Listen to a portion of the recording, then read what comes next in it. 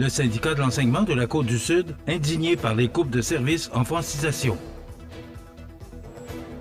Boue sanitaire, entente conclue pour une région plus verte. Une assemblée thématique pour le 100e anniversaire de l'UPA de la Chaudière-Appalaches.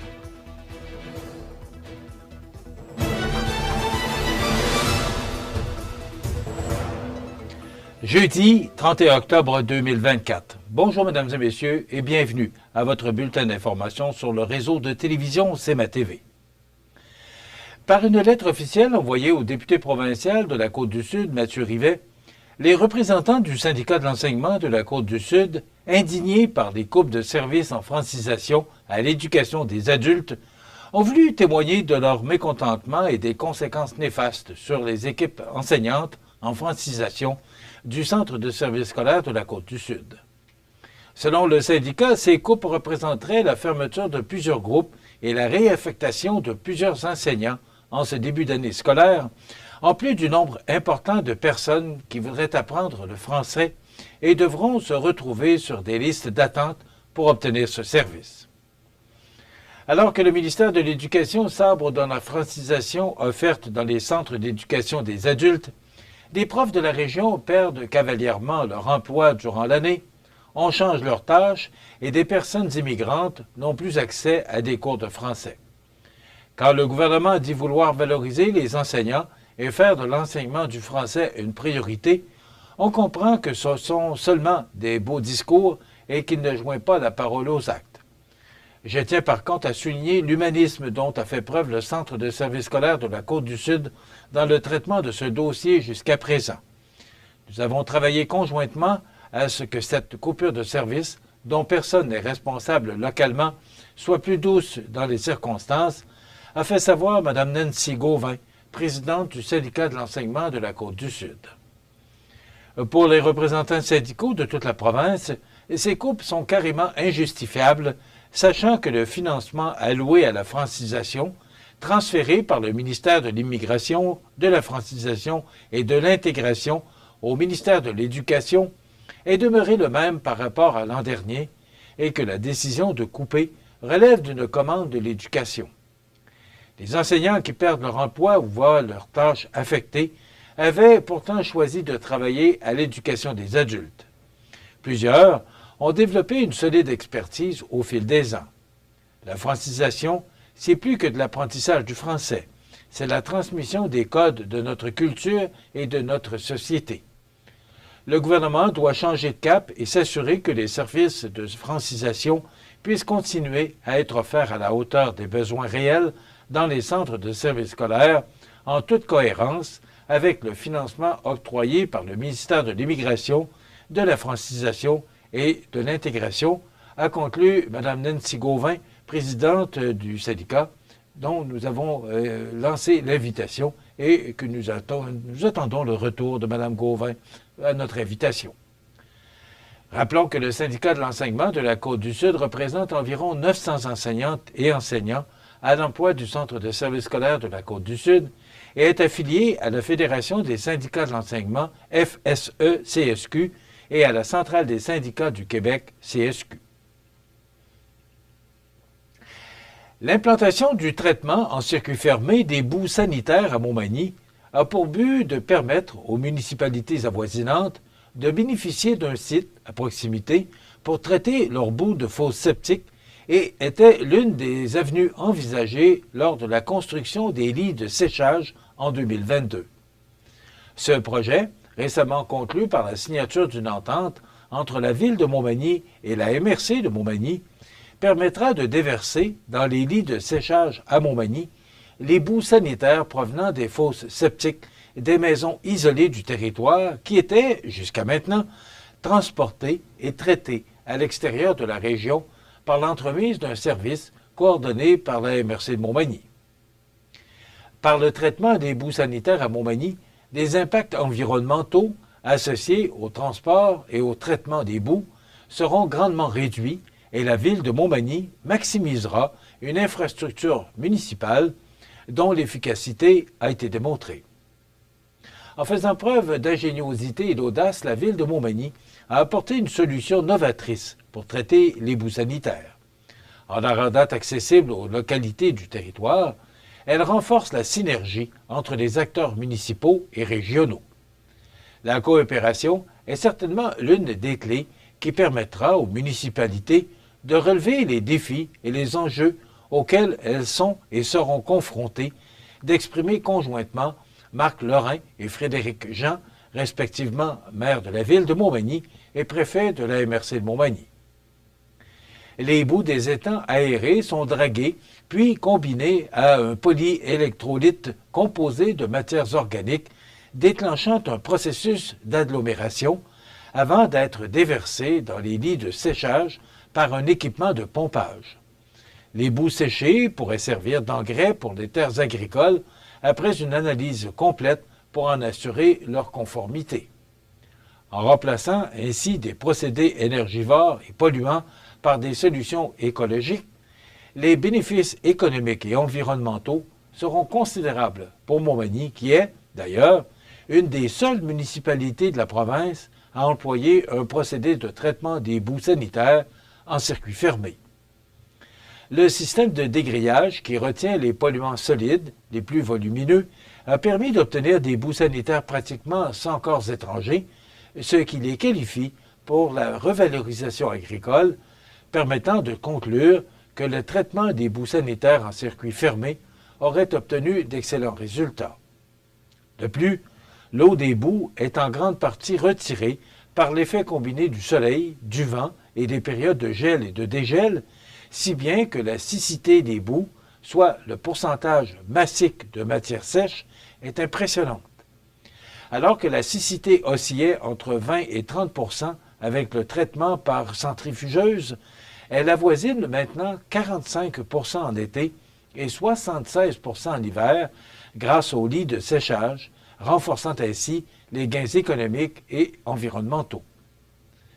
Le 16 octobre dernier, au Centre des congrès de Saint-Hyacinthe, lors d'une conférence animée par Louis Letourneau, directeur du service des travaux publics et des infrastructures de la ville de Montmagny, on a pu livrer les résultats très concluants, ainsi que l'ensemble de la réalisation de ce projet et de ses avantages. Une assemblée thématique pour le 100e anniversaire de l'Union des producteurs agricoles de la Chaudière-Appalaches. On vous donne tous les détails après la pause. Fenplast, c'est le plus important manufacturier de portes et fenêtres au Québec. Un produit recommandé par Protégez-vous au printemps 2024. Vous pensez portes et fenêtres? Passez voir notre équipe à la boutique Fenplast Montmagny au 228 chemin des Poiriers ou sur fenplast.com. Animalerie Montmagny, on aime vos félins, parfois taquins. Oui, vos chiens, même les coquins.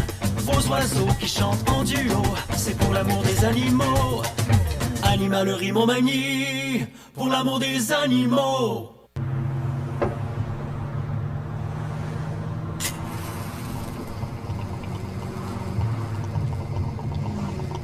Tu penses que tu conduis mieux quand t'es défoncé?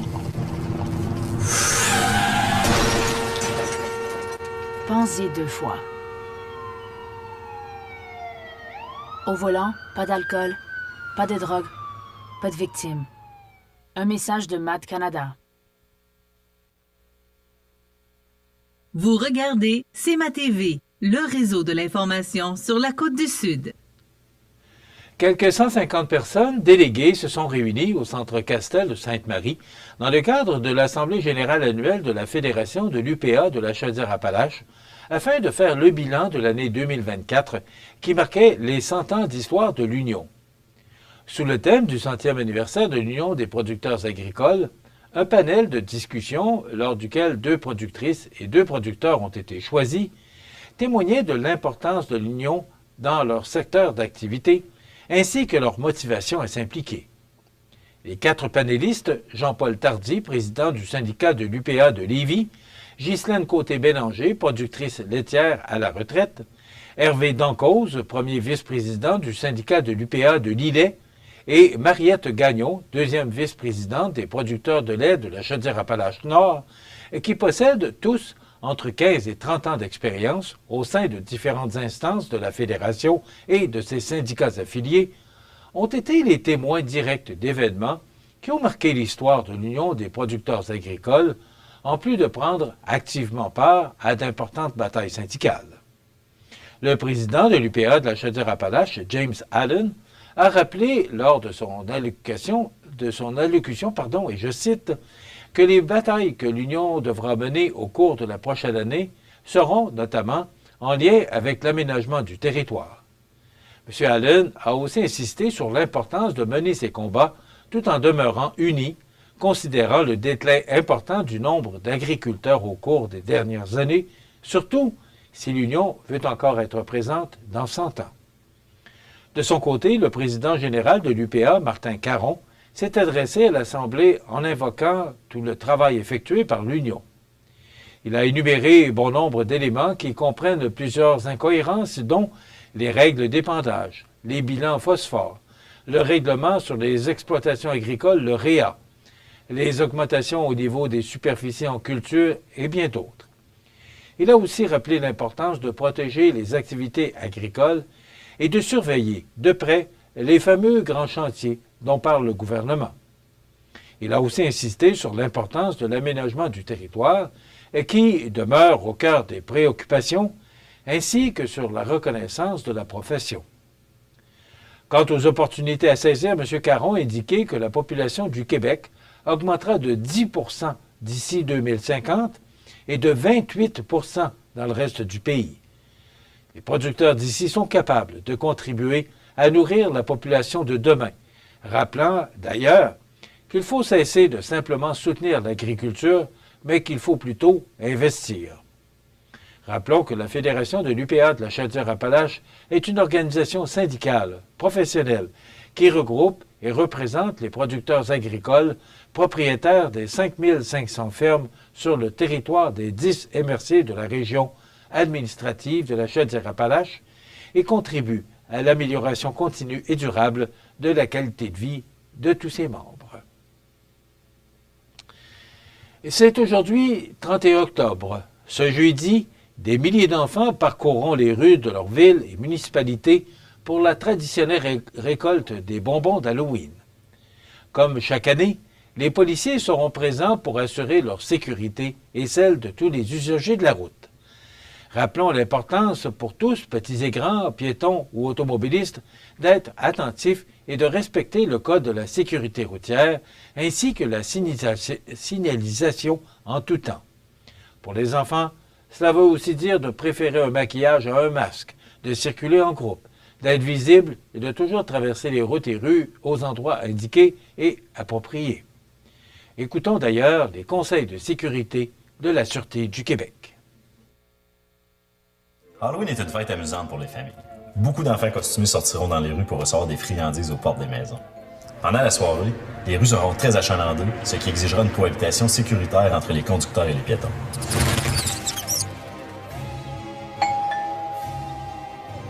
Avant de quitter pour la chasse aux bonbons, voici un bref rappel des règles de sécurité.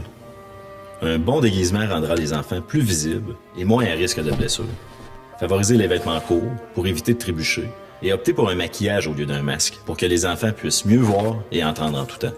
Pour un maximum de visibilité, choisissez un costume aux couleurs claires ou ceux avec des bandes réfléchissantes qui sont idéales à la noirceur. Apportez également une lampe de poche pour éclairer le trajet et signaler votre présence aux abords des rues. Lors de votre trajet, respectez la signalisation routière et les feux de circulation. Traversez les rues aux intersections et parcourez un seul côté de la rue à la fois. Si votre enfant passe l'Halloween avec ses amis, déterminez un trajet et une heure de retour avec lui. Demandez-lui s'il y aura un adulte accompagnateur et ses coordonnées au besoin. Rappelez à votre enfant les règles de sécurité, telles que restez toujours en groupe, ne jamais entrer dans la maison, ne jamais suivre un inconnu, qu'il soit en voiture ou à pied. Si vous prévoyez utiliser votre véhicule pendant l'Halloween, soyez particulièrement vigilant lors de vos déplacements et circulez à vitesse réduite dans les zones résidentielles. Accordez la priorité aux familles parcourant les rues à pied. Au retour à la maison, prenez quelques minutes pour inspecter les bonbons. Si les friandises semblent être mal enveloppées ou réemballées, ne les consommez pas. Surtout, soyez rassurés. Les policiers seront présents dans les secteurs résidentiels afin d'inviter les gens à respecter les règles de sécurité et aussi pour surveiller la conduite des automobilistes. Bonne soirée d'Halloween à tous et à toutes. Pour obtenir d'autres renseignements et outils pratiques, rendez-vous sur la page Prévention du site de la Sûreté du Québec. Pour visionner d'autres contenus vidéo, consultez la liste prévention sur la chaîne SQTV. Restez à l'affût pour nos prochaines capsules. À bientôt.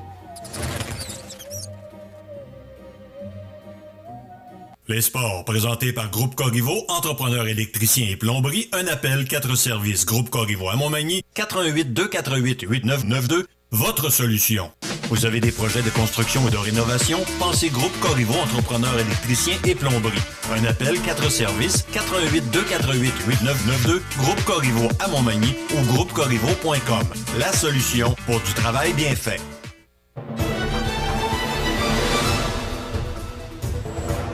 Au sport, les Dodgers de Los Angeles ont remporté mercredi soir au Yankee Stadium leur 8e titre de la Série mondiale, triomphant des Yankees de New York par la marque de 7-6.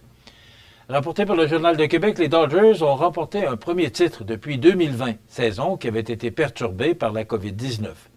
Et c'est le joueur de premier but, Freddie Freeman, qui possède la double citoyenneté canadienne et américaine, qui s'est vu décerner, sans surprise, le titre de joueur par excellence. On retient notamment son grand chelem victorieux lors du premier match de la série. Donc, victoire des Dodgers de Los Angeles qui remporte la série mondiale, ce qui met fin à la saison du baseball majeur. Voilà ce qui complète votre bulletin d'actualité de ce 31 octobre 2024. Dans un moment, oui, les prévisions de la météo, on appelle ça un blanc de mémoire. C'est tout pour l'instant. Bonne journée, mesdames, messieurs. Pour rejoindre la salle de nouvelles de CMA-TV, nouvelles au pluriel @cmatv.ca ou encore 88 241 13 13 poste 226. La météo, une présentation du restaurant à la Rive, un incontournable à Montmagny. Le restaurant à la Rive, un incontournable à Montmagny. C'est la place pour déguster un délicieux repas dans notre magnifique salle à manger ou sur le pouce à notre casse-croûte. Rue Saint-Louis ou par livraison, le restaurant à la Rive ou restaurantalarive.com.